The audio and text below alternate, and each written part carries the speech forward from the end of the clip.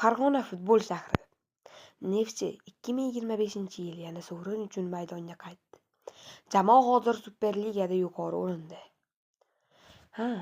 So'nggi turlarda Neftchi Nasaf bilan birga bir xil ochkoda, ammo to'qnashuv natijasida oldinda turibdi. Ammo barqarorlik muhim. Chunki Qizilqum va Qo'qon, Buxoro bilan durang, Bunyodkor bilan mag'lubiyat bor. Shunga qaramay Farg'onadagi uy o'yinlarida muxlislarning qo'llovi jamoaning eng katta kuchi. Neftchining kuchli tomoni irodali o'yin va yosh futbolchilarning ishtiyoqi. Zaif joyi esa himoyadagi xatolar. Agar ular shu kamchiliklarni to'g'rilasa, sovrin uchun kurash davom etadi. Bu Farg'ona uchun yangi sahifa.